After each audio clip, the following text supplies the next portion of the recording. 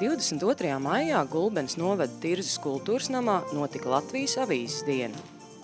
Šīs dienas ietveros tika organizētas dažādas aktivitātes – skaistumkopšanas un astroloģijas meistardarbnīcas, veselības skola kopā ar fitoterapeitu Artūru Tereško, konsultācijas un demonstrācijas Virzemes televīzijai, tirdziņš karaoke konkursi, kā arī tikšanās ar zemkopības ministru Jānu Duklau, kurš atbildēja uz Tirzas iedzīvotāju jautājumiem. Man vienmēr patīk satikties ar lauku cilvēkiem. Tie ir tādi īsteni un atklāti cilvēki, kuri tā arī paprasa visu, kas viņiem, un arī pasaka visu, kas viņiem liekas, ka vajadzētu darīt citādāk, kur viņi saskatās problēmas. Un, lauku cilvēkiem jau šobrīd neiet viegli. Jūs jau noteikti taču arī esiet lietas kursā, kā tas notiek, kā tas nenotiek, gan ar mūsu pārtikas cenām, gan ar to, teiksim, atbalstu, kā tā Eiropa mūs atbalsta tiešmaksājumi sevišķi veidā, kur mēs esam absolūti pēdējie.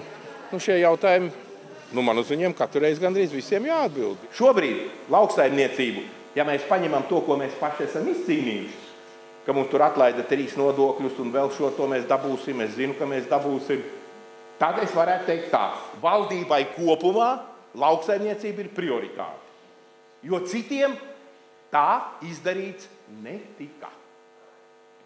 Kaut vai pa gāzi. Iedeva atlaidi lauksaimniekiem, par akcijas iedeva. Es varu teikt, ka tā ir zināma prioritāte pret pārējām nozarēm. Piemēram, Igaunijā mežiem ir tādi paši akcijas nodokļu atvieglojumi dīzeļdegvielai kā lauksaimniekiem. Skandināvijas valstīs ir visiem zvejniekiem jūras tādas atlaides. Viņi iedod tur prioritāti.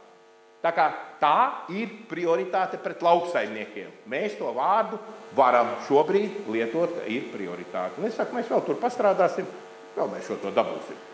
Es gribētu, ka tās visas lauksaimnieku organizācijas, viņu tur ir vairāk kā 80, man liekas 89 mums ir. Lauksaimnieku organizācijas mazajā Latvijā, kas savā starpā ķīvējas fantastiski precīzi. Piemēram, šos 13 miljonus piensaimnieku vēl līdz šodienai nevar nekādīgi atnākt pie manis ar vienu viedokli, ka mēs darīsim tā.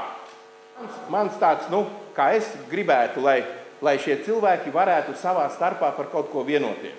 Piemēram, Vācijā ir viena zemnieku organizācija, kas pārstāv visus lauksaimniekus, katrā reģionā un tā tālāk, bet viņi izstrīdās un izdiskutē savā starpā un var diskusiju rezultātā nonākt pie kaut kāda, vairāk vai mazāk savstarpējas sapratne. Mēs, un tas arī bija Rozes kungam, man liekas, problēma, ja es tā drīkstu teikt, ka zemnieku saēma, LOSPS un šitie visi mani 5 nosauktie savā starpā, nezinu, man likās, ka viņi pat savā starpā nesarunājās. Kāds platība maksājuma naudas Latvijā būs kā pārējā Eiropā? Tieši tā vienādi kā Vācijā, es personīgi to saku atkal kā Jānis, nebūs nekad. Bet līdzīgāk, es domāju, būs pēc 13. gada. Līdzīgāk. Viss jau dzīvē notiek viļņveidīgi. Pašreiz mēs esam kaut kā tādā lejā nonākuši, bet drīz vajadzētu, es paredzu, ka drīz vajadzētu iet uz labo pusi. Un lauksaimnieki šobrīd ņemot vērā, ka mūsu produkcijas eksports arī šobrīd jau ir ievērojami uzlabojies. Tās savukārt ir produkcijas pārdošana, tās ir naudiņas, tā ir ražošana. Es domāju, ka mēs jau esam sākuši rāpties drusīt, vismaz nostabilizējušies bedres dibenā noteikti, bet man liekas, ka pat sākam rāpties no viņas ārā.